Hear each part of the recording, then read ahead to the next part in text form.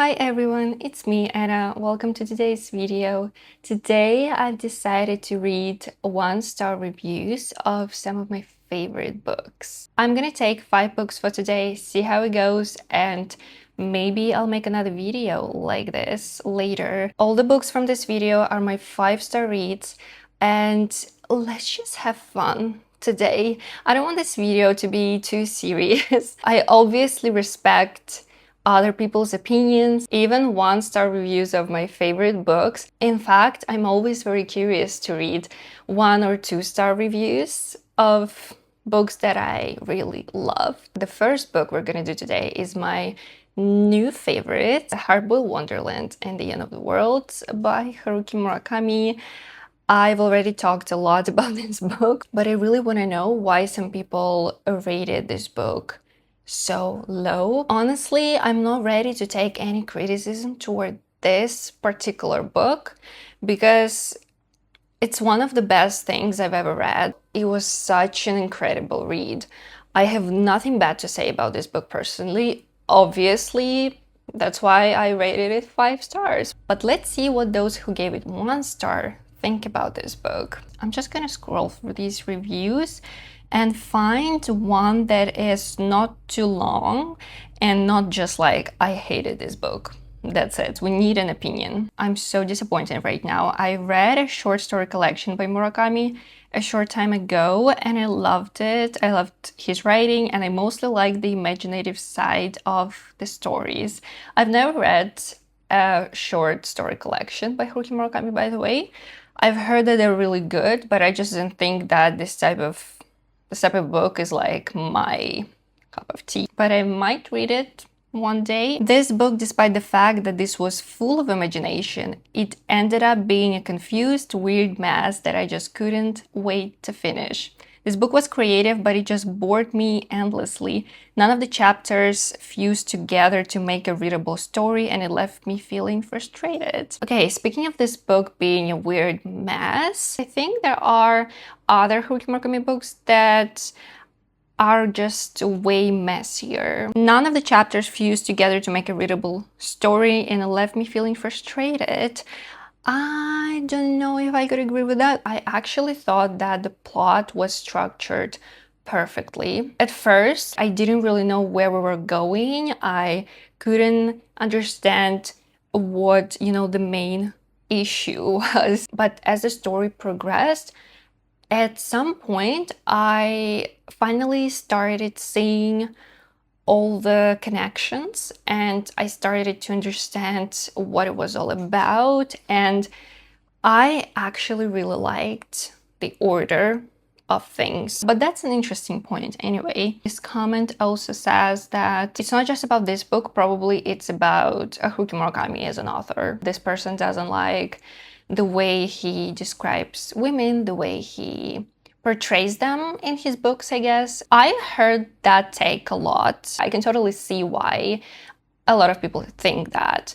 I think it's reasonable and it makes sense. It's not a problem for me, especially in this book. I thought that the way our main character saw women was just honestly natural, and I don't think it was exaggerated. I know that Haruki Murakami does it sometimes, does describe, women, writes women in a particular way sometimes. It just doesn't bother me, and especially in this book, I think that it was very natural. It does happen in real life, and I think some of the thoughts our main character has in this book are our thoughts too. I think we all think that. We might not say it out loud, but we do think that. I think most people tend to think that subconsciously, like we don't even have enough time to process that, but our brain is already thinking that. When we see someone whose appearance we don't like, a lot of people have their prejudices, a lot of people have thoughts they feel guilty about, but we don't express those thoughts out loud, if you know what I mean. Sometimes we do think them. We do have them in our heads. And what Haruki Murakami does is simply right about it. And yeah, maybe it does say something about him as an author, but again, it just doesn't bother me. I don't know if he just wants his characters to seem very real, or if it's really about Haruki Murakami as a person. I don't know. Sometimes we think very similar things, we just don't say them out loud. And this character doesn't say them out loud either. But I can totally see why a lot of people don't like it. I don't know if that's true. If you're one of these people, please let me know, because I think a lot of people who don't like that in books, maybe they think that if an author writes about it, he justifies it. Maybe that's true, because I think some authors do things like that in almost every book. I think sometimes things like this might bother me a little bit, but speaking of this book in particular, it didn't. And I just explained why. What a waste of time. Yes, I hated it and I wanted to not hate it. I love sci-fi when it makes me think. This doesn't. The sci-fi in this book made me think so hard, so I cannot agree with this one. I do read some sci-fi once in a while, but it's mostly just fantasy or historical fiction with sci-fi elements rather than just pure sci-fi. I have read some, yeah, pure sci-fi, I think, but not much. Maybe that's why the sci-fi storyline was quite hard for me to process. Let's read one more comment and move on to the next book. Worst book I've ever read. The ending was absolutely terrible, and I literally would rather slam my head against the wall than read this book again. Murakami really fell short on this one. The relationships were so weak. The ending made absolutely no sense. What? I strongly disagree, which is okay. That's why we're here. That's why we're doing all this. We're having fun, maybe. I do not agree with this one, because I personally think that of all the Haruki Murakami books I've read, the ending in this book totally makes sense. And just the plot overall and everything that happens there makes perfect sense. To me, I loved the ending. It made me tear up a little bit. It was a little sad, but it was so good and it was so beautiful, wonderful. What do you mean it doesn't make sense? The character development was terrible. I can't express my absolute hatred towards this book enough. There's also an interesting take on the relationships. The characters didn't spend like enough time together to actually fall in love, but like they did fall in love. That's what the reader didn't like, apparently. It's not that I wasn't paying attention to the relationship, I was, but again, maybe it didn't stand out to me. I didn't think there was anything unnatural in their relationship. It's life. Things happen. Some people need more to fall in love, some people need less. I'm okay with that. I don't think we'll cover all the 5 books though, because we talked quite a lot about Horrible Wonderland and the End of the World. But anyway, let's now talk about House of Sky and Breath by Sarah J. Maas. This is the second book in her Crescent City series, an urban fantasy series. I had to take some time to really think about this book and what my feelings towards it are, and ultimately I've decided that I think I hate it. I loved the first book in the series. It was kind of trashy reading, you know, but it was fun and easy to fly through, and the world of Crescent City was so vibrant and full of life that I couldn't get enough. This one though, it was easy to read and I finished it up pretty quickly. Nothing about it really captured me like the first one. So much time was just spent in Bryce's apartment, I felt like, when before we'd been wandering the streets and things like that. Interesting. I didn't love the first book and I really enjoyed House of Sky and Breath. I rated it 5 stars, right? And the first book I think I rated, maybe 3 or 3.5. I think 3 stars, to be honest. It was just quite confusing, and it was also my first romantasy. So I was really confused by so many things, even though I read fantasy, like high fantasy books before, but I don't know why. everything just felt so confusing and complicated and very hard to get through, but I did get through that book, and I liked the ending. I liked the last quarter, I guess, but it wasn't nearly as good as House of Sky and Breath. I do agree with the fact that we spent a lot of time in our main character's apartment, but we learned so much. We were introduced some new characters and their stories, and we just learned so many cool, creepy, and mysterious things that I couldn't wait to uncover. I didn't think it was boring. I didn't think it was slow paced or anything, but I also thought it was such a great setup for the next book at the same time, because the ending was such a cliffhanger. I couldn't wait to read the next book after finishing it. So yeah, that's my take on this book. A ton of side plots seem to be introduced in this one too, right? What I just said, but they felt disconnected from the main story and felt like Sarah was just throwing stuff in to throw stuff in. I kind of agree with that, but that didn't make me hate the book. It actually made me love it. It was kind of hard for me to get used to those new storylines, to those new characters, I guess, but I don't think we spent too much time with them in that book. They were introduced, as far as I remember, at the very beginning of the story, and then we were back in our main storyline. The romance was fine until it wasn't, until the stupid concept of mates reared its ugly head. I'm so over it, and it's just tiring. I can see that. I didn't feel this way about the book and the romance overall, because like I said, the series was my first romantic series, and I was just new to this mate concept or whatever, this like type of romance, you know, that is quite common in romantic books in general. I was new to that. It didn't seem corny to me or anything like that. Really seems like Sarah J. Maas just has to make sure we as readers know the characters are meant to be together because of this ridiculous fate thing. You shouldn't have to rely on this to show that a couple is meant to be together. It's not interesting. It's been done to death across multiple series. So yeah, that's what I'm talking about. It's been done across multiple series, but I didn't know that. I was okay with that. I kind of liked it, and I enjoyed this series a lot. So the characters were mostly good still, but it was very male-centered for most of the book. I would have liked to see Bryce interacting with Fury and Juniper more, her friends, and at some points the men's personalities all just kind of blended together.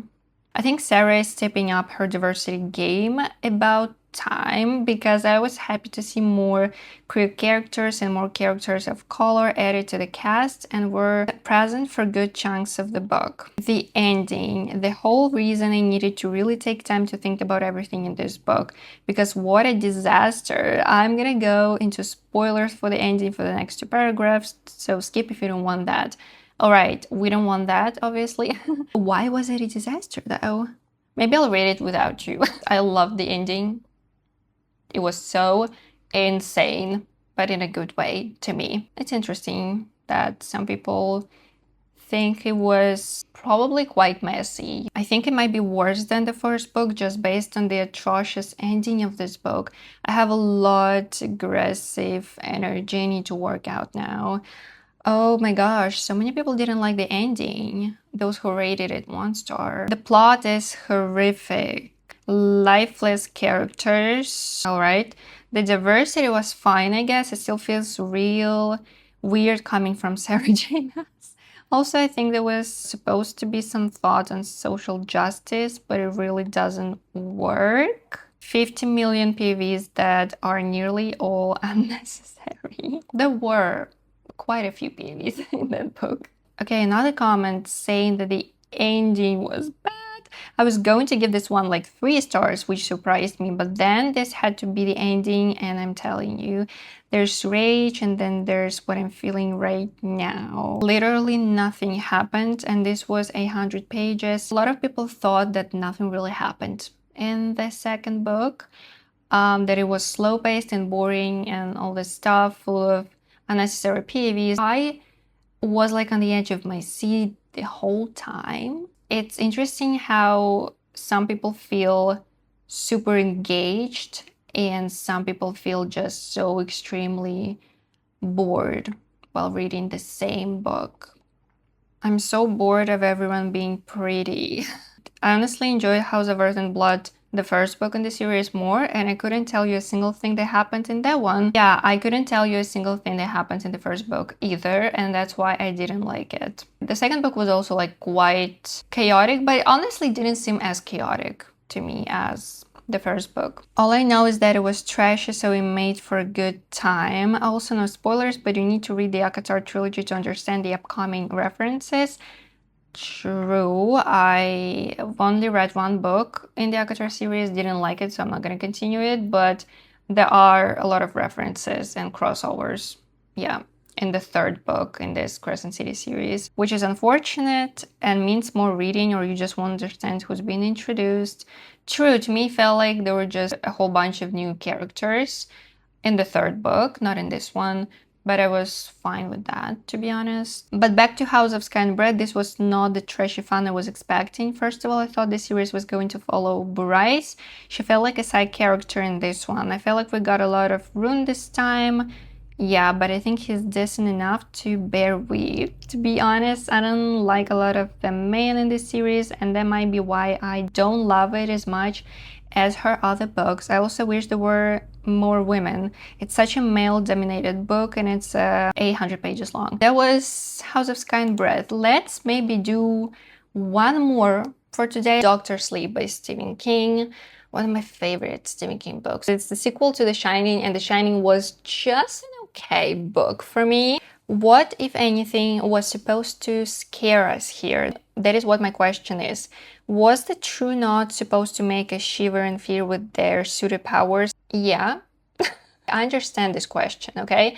What was supposed to scare us here? I don't know if it's classified as horror. It wasn't that scary. On the other hand, it's not what I really seek in Stephen King books. I understand this question because, yeah, it wasn't that scary. It was more just paranormal, mind, powers, abilities, that type of thing. I also love the characters in this book, by the way, but let's see what else we have here. This is only the second King novel I've scored 1 star, the other being The Bloated Mess of the Tommyknockers.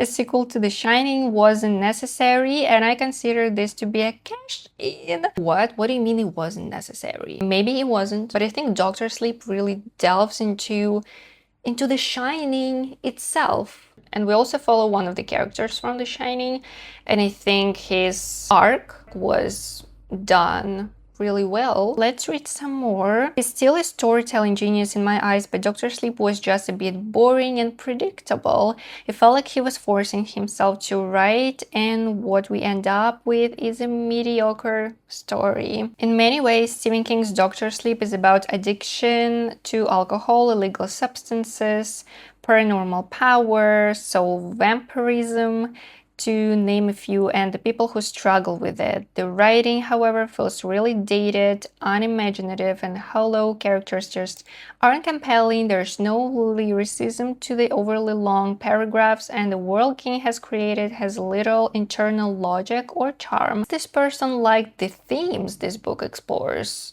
if I got it right. But it was boring, and they probably didn't like the writing. I listened to the book rather than read it, and the actor is jokingly awful, like mind-blowingly awful. I read the book, I didn't listen to it, so I'm pretty sure I could have done a better job and a better Irish accent. So I take full responsibility for my consumption, but I still listen to actual words, and when it comes to the words, there were just too many of them. Okay. I didn't love The Shining as much as perhaps some people did. Same here, but I still thought it was a great book. For me, the greatest aspect of the novel, the truly terrifying part, was Jack Torrance himself. With the fact that Jack wouldn't be in Doctor Sleep giving me pause, plus that there were 30 years under the bridge since King wrote The Shining, I wondered if it was a good idea to write a sequel. I'm of the opinion that once you've told a good, solid story, one that was of a high quality, popular and successful, it's best to leave it alone. Let it be. Any sequel reading will fail to meet people's expectations.